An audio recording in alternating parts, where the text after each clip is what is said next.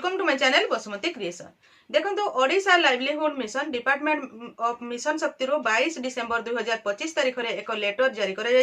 Letter number हूँ 1478/25। यही letter T joint secretary कम additional CEO समस्त जिलार सीडीओ कम ईओ मानक जारी कर लेटर विषय वस्तु रही जे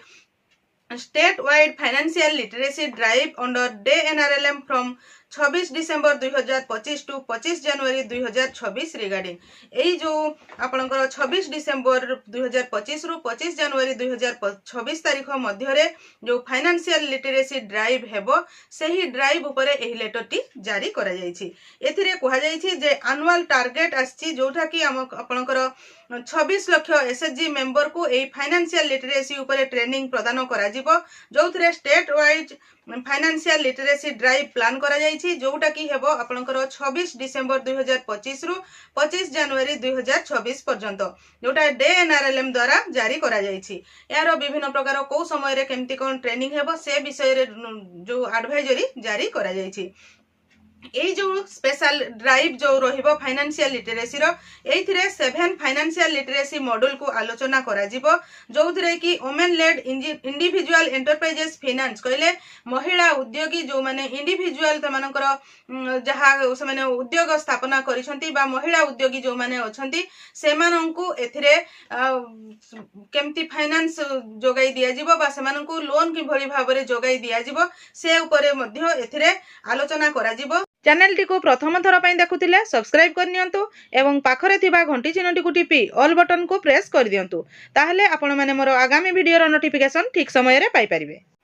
जो माने एलिजिबल अछंती सही एसएचजी मेंबर मानकु मध्य एही स्पेशल ड्राइव रे आइडेंटिफाई करा जिवो एवं सेमानकु सेमाने जहा काम करूछंती सेही हिसाब रे तांकर एंटरप्राइजेस हिसाब रे सेमानकु लोन जोगाई दिया जिवो लोन डॉक्यूमेंट सेमानकर करा जिवो एवं लोन सेमानकु जोगाई दिया जिवो जोटो मान सबु किछि कार्य को सक्षम आप माध्यम रे ताकू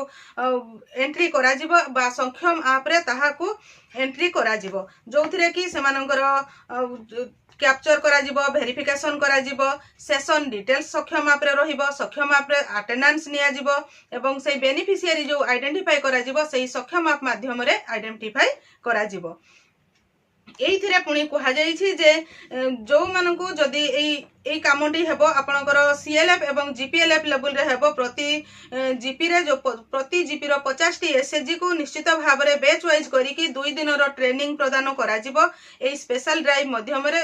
रे जोथिरे कि फाइनेंशियल लिटरेसी उपरे आलोचना करा जिवो फाइनेंशियल लिटरेसी रो 7 टी मॉड्यूल उपरे आलोचना करा जिवो जदी सेथिरे आउ किछि मेंबर रहि जिवे ताहले सेमानंकु मार्च 2026 मध्य रे पुणी थरे ट्रेनिंग देकी कंप्लीट करा जिवो। यार समस्त खर्च एनुअल एक्शन प्लस 2025-26 रो बजेट हेड B2.2 B2.3 एवं B2.4 रु खर्च करा जिवो जोथिरे कि आपनकर जो माने ट्रेनिंग प्रदान करिवे जो सीएसएस माने सेमानकर इंसेंटिव मध्ये एथिरे रहिछि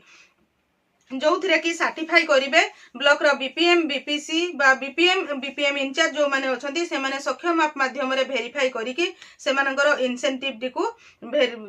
प्रदान करिवे बा इंसेंटिव टी को सेमानकर रिलीज करेइबे। एई सब विषय रे जो डिटेल्स डीएमएमयू मानको लेटर जारी करा जायछि जोथिरे कि सेमाने एई ट्रेनिंग टी को किभली भाबरे इफेक्टिव करा जाय परिबो टाइमली किमती एग्जीक्यूशन करा जाय परिबो केमती कवरेज करा जिवो तार विभिन्न प्रकार केभली भाबरे अचीव करा जाय परिबो से ऊपर प्लान करिवा पई एही लेटर रे कहा जायछि। म आशा करूछि आपण माने एही वीडियो माध्यम रे जो आपनकर state wide financial literacy drive अछि DNRLM रो जोटा कि 26 डिसेंबर रु 25 जनवरी 2026 मध्य रे समाप्त होबो सेही तार ऊपर जो लेटर टी जारी करा जायछि एथिरे को माने उपकृत होबे को माने ट्रेनिंग देबे से विषय रे डिटेल्स जानि परिथिबे। आजिर वीडियो रे बास एतिकी आजिर वीडियो टी को आपण शेष पर्यंत देखिथिबारु आपनको बहुत बहुत धन्यवाद। नमस्कार।